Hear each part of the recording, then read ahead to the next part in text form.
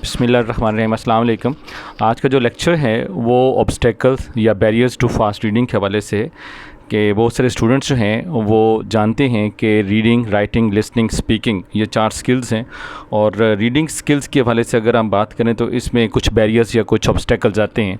सबसे पहले हमारे पास जो ऑब्स्टेकल है या बैरियर है वो है सब वोकलाइजेशन, यानी लफ्ज़ को पस्त तरीके से पढ़ना। तो तेज़ रफ्तार पढ़ना जो है वो एक नहायत ही बेनिफिशियल एक प्रोसेस है, एक अमल है। इसको हम अमूमी तौर पे तहरीर शुदा मवाद को या जो टेक्स्ट मटीरियल होता है उसको फ़ौरन समझ लेते हैं। इससे हमारा वक्त बचता है। जो ऐसे या कोई पैराग्राफ में जो कुछ लिखा होता है यानी जो टेक्स्ट मटीरियल होता है उसे हम समझ लेते हैं या कॉम्प्रीहेंड कर लेते हैं।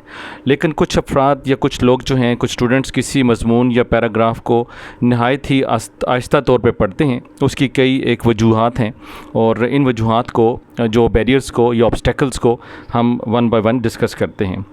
सबसे पहले हमारे पास सब वोकलाइजेशन यानी लफ्ज़ को पस्त तरीके से अदा करना है।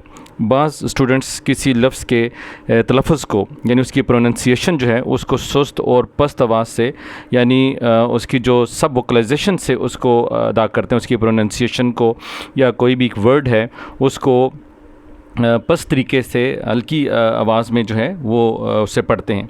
तो ऐसे लगता है जैसे वो अपने ब्रेन के अंदर, अपने दिमाग के अंदर वो लफ्ज़ की अदायगी जो है वो कर रहे हैं। तो सही पढ़ने का तरीका ये है कि लफ्ज़ की अदायगी बावाज़ बुलंद की जाए ताकि अगर उसके अंदर कोई मिस्टेक होगी तो वो भी सामने आएगी और उसकी प्रोनंसिएशन या उसका जो एक्सेंट है उसको करेक्ट किया जा सकेगा। तो पस्त तौर पे आवाज़ निकालने के अमल पर अपनी क़ुव्वत इरादी से, डिटर्मिनेशन से, कंसिस्टेंसी से और कॉन्फिडेंस के साथ जो है इस पर आप काबू पा सकते हैं। दूसरी हमारे पास यहाँ पे रीडिंग वर्ड बाय वर्ड। कुछ लोग हर शय को लफ्ज़ ब लफ्ज़ पढ़ते हैं। उनके पास अगर स्टोरी हो, ऐसे हो, लेटर राइटिंग हो, एप्लीकेशन हो या ऐसे राइटिंग, कुछ भी जो टेक्स्ट मटीरियल उनके पास होता है तो वो उसको लफ्ज़ ब लफ्ज़ पढ़ते हैं। इससे 2 किस्म के जो हैं वो डिसएडवांटेजेस होते हैं। इससे उनकी एक तो जो रीडिंग स्पीड है वो कम हो जाती है और उसके साथ साथ उनका बहुत सारा वक्त जो है वो भी ज़ाया होता है, यानी वेस्टेज ऑफ टाइम जो है वो बहुत ज़्यादा होती है।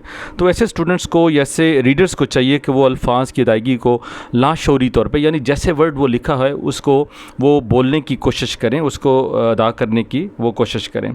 और हर लफ्ज़ जो है वो अलग-अलग यूनिट के तौर पे शऊरी अंदाज में उसको मत पढ़ें। अगर वो हर वर्ड को उसके पार्ट्स करके पढ़ते रहेंगे तो इस तरह से उनकी रीडिंग स्पीड स्लो होगी और उनका टाइम जो है वो भी वेस्ट होगा। फिर तीसरे हमारे पास जो है वो प्रॉब्लम आ जाती है वीक आई मोशन की। तो इसमें ये जो बैरियर है इसके हवाले से है कि बाज़ लोग हर लफ्ज़ पर तवज्जो देते हैं, उससे उनकी जो रीडिंग की जो या स्टडी की जो स्पीड है वो भी कम होती है। और ऐसे स्टूडेंट्स को या ऐसे रीडर्स को चाहिए कि वो अल्फाज के ग्रुप्स बनाएं, उनके ब्लॉक बनाकर वो अपनी स्टडी जो है उसको वो जारी रखें और इस तरह से वो अपनी इस प्रॉब्लम के ऊपर, इस बैरियर के ऊपर काबू डाल सकते हैं। तो इस तरह से वो अपनी रीडिंग स्पीड को जो है वो तेज़ कर सकते हैं। यानी और बाज़ जो हैं जो स्टूडेंट जो एक लाइन को पढ़कर दोबारा इसी लाइन को दोबारा पढ़ते हैं, यानी ये रिग्रेशन का प्रोसेस है। तो इस अमल को हम रजत पजीरी का अमल या रिग्रेशन प्रोसेस कहते हैं। और ऐसे स्टूडेंट्स को या ऐसे रीडर्स को चाहिए कि वो फ़िक्रों के जो है वो जो उनका स्ट्रक्चर बना होता है, जो उसके ढांचे होते हैं और टेक्स्ट को रवानी के साथ, एक फ्लुएंसी के साथ वो पढ़ते चले जाएं। पीछे को मत देखें, एक ही बार पढ़ने की कोशिश करें। जो मिस्टेक्स होंगी उसको वो दोबारा से बाद में देखें। अगर वो पढ़ने के प्रोसेस के दौरान जो है यानी ड्यूरिंग रीडिंग वो अगर वापस आएंगे तो फिर उनका जो है वो टाइम वेस्टेज भी होगा और उनकी जो कॉम्प्रीहेंशन है उसके ऊपर भी फ़र्क आएगा। तो इसी तरह से हमारे पास जो है वो पुअर कंसंट्रेशन यानी अदम तवज्जुही जो है ऐसे कहते हैं।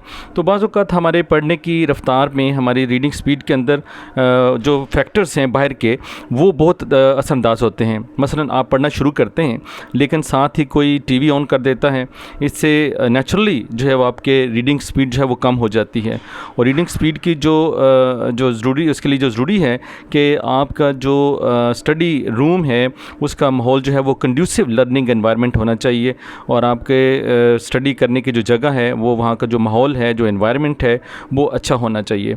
तो ये कुछ जो है वो 5 थी इसमें रीज़न, जो बैरियर्स जो कि हमारे रीडिंग स्पीड को पुअर करते हैं।